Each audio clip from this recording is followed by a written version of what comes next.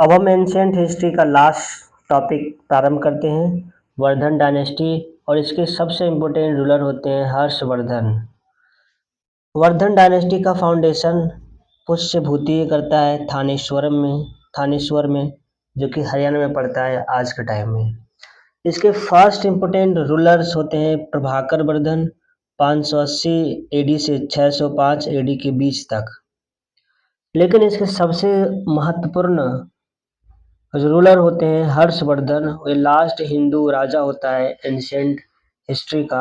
इसका time period होता है 606 एडी से लेकर 647 एडी के बीच में। हम हर्षवर्धन के बारे में अध्ययन करते हैं, कुछ इम्पोर्टेंट पॉइंट। इसका जन्म 590 एडी में होता है हर्षवर्धन का, और इसकी मृत्यु 647 एडी में होती है, और इसी के साथ वर्धन डायनेस्टी का अंत भी हो जाता है और एंशियंट हिस्ट्री ऑलमोस्ट एंड हो जाती है। और इसके बाद मेडावल हिस्ट्री प्रारंभ हो जाता है इंडिया में। इसका डायनेस्टी का नाम है वर्धन डायनेस्टी या पुष्यभूति डायनेस्टी। इसका शासन काल रहा है 606 एडी से 647 एडी के बीच में।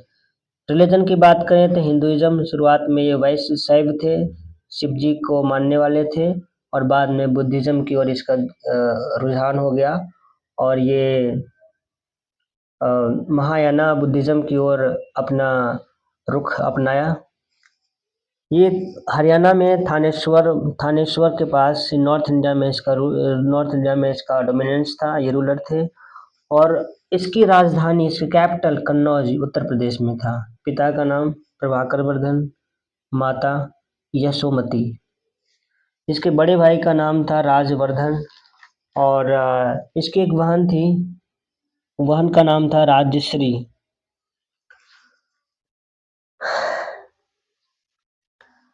हर्षवर्धन के कोर्ट पोएट के रूप में, दरबारी कवि के रूप में बाणभट्ट था। बाणभट्ट वही व्यक्ति है जिसने हर्षचरिता नाम की पुस्तक को लिखा है, जो कि हर्षवर्धन की बायोग्राफी है। इसके अलावा बाणभट्ट ने एक और पुस्तक लिखी है, जो एक महत्वपूर्ण पुस्तक है, उसका नाम है कादम्बरी। तो हर्षचरिता और कादम्बरी के राइटर हैं बाणभट्ट।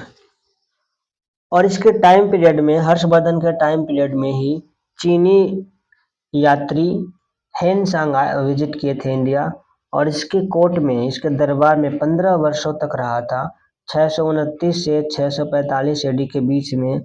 और बुद्धिस्ट पर इसने स्टडी किया नालंदा यूनिवर्सिटी में।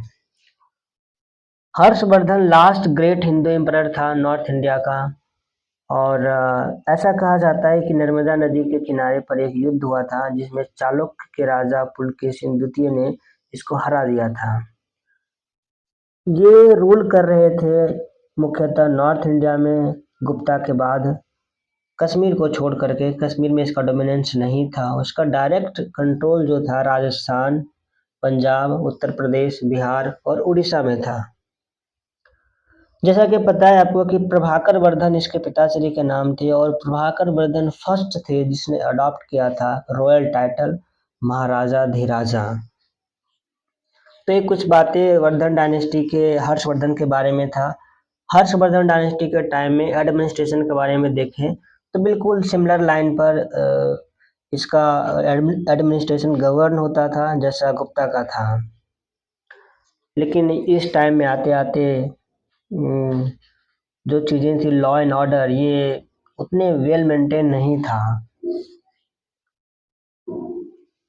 इसके अलावा हम और कुछ बातें ये देखें, जैसे इकोनॉमी की, तो इकोनॉमी फ्यूडल का हो गया, ज़्यादा फ्यूडल हो गए, मतलब सामंतवादी व्यवस्था यहाँ पर ज़्यादा होने प्रारंभ हो गया था।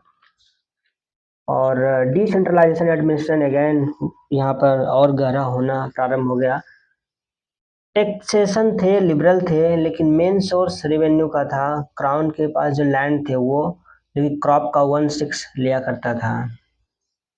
इस टाइम की खास बात यह है कि ट्रेड इस समय डिक्लाइन हो गया था। जो सिक्का है, मनी है, वो दुर्लभ हो गए थे मिलना। ऐसा इसलिए क्योंकि जो ऑफिसर और सोल्जर्स हैं उस टाइम पीरियड में, उसको पैड किए जाते थे, उसको सैलरी दिया जाता था लैंड ग्रांट के रूप में, भूमि अनुदान के रूप में। अब जब भूमि अनुदान के रूप में उसको पैड किया जा रहा है तो फिर मनी का क्या जरूरत रह जाएगा, तो मनी दुर्लभ हो गए। और जब मनी दुर्लभ हो गए तो फिर ट्रेड डिक्लाइन हो जाएगा। तो ट्रेड के लिए एक स्थान से दूसरे स्थान तक जाओगे तो वहाँ पर मनी के जरिए ट्रेड करना आसान होता है। और इस वजह से सिटी, जो पाटलिपुत्रा जैसे सिटी थे, वो अपना इम्पोर्टेंस भी खो देता है, क्योंकि सिटी का इम्पोर्टेंस ट्रेड कॉमर्स के लिए ही ज़्यादातर होता है।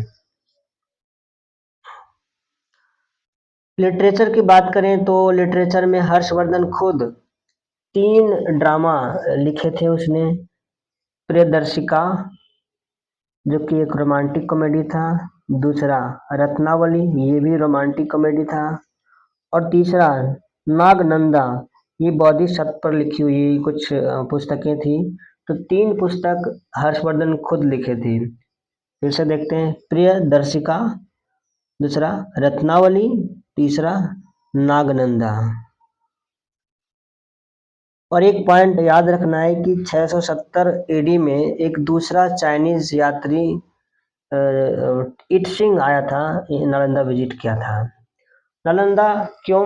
क्योंकि नालंदा उस समय का हायर एजुकेशन का सेंटर था, नामी यूनिवर्सिटी था उस टाइम में। धर्मपाल वहाँ के टीचर हुआ करते थे और यहाँ पर बुद्धिस्ट फिलॉसफी को पढ़ाया जाता था, स्पेशली महायाना स्कूल को।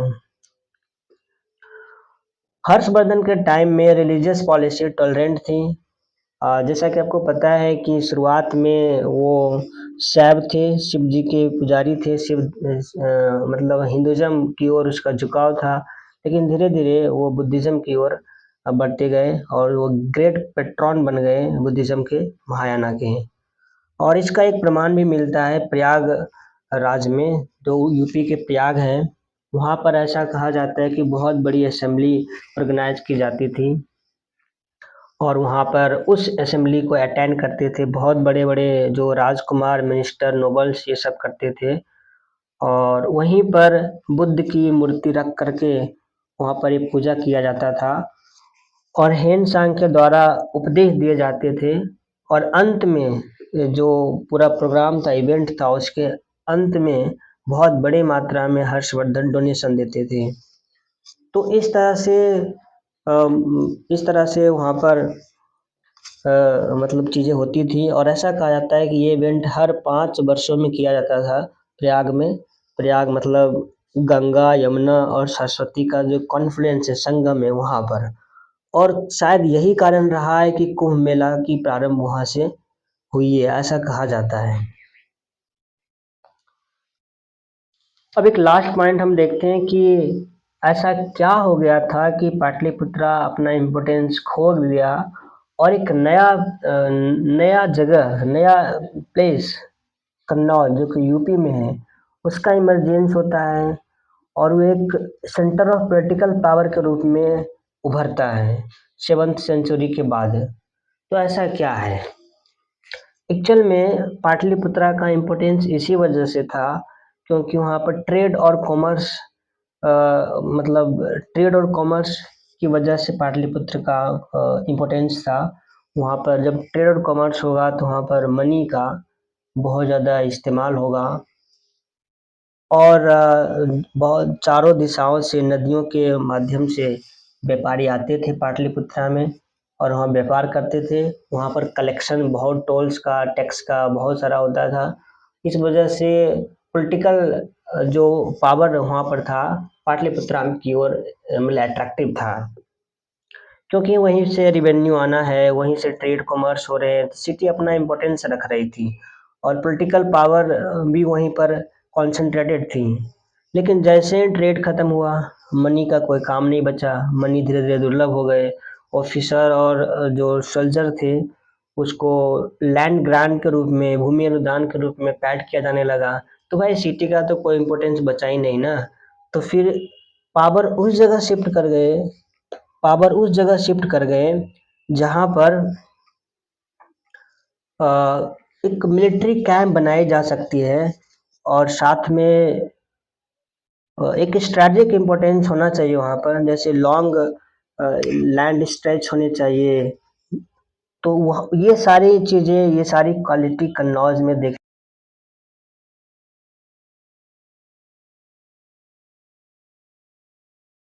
और इस तरीके से कन्नौज एक नया पावर सेंटर बनता है। तो ऑलमोस्ट मैंने सारे पॉइंट कवर कर लिए हैं। तो इस तरह से एंशिएंट हिस्ट्री को हम यहाँ अंत करते हैं। Thank you so much for watching this particular video.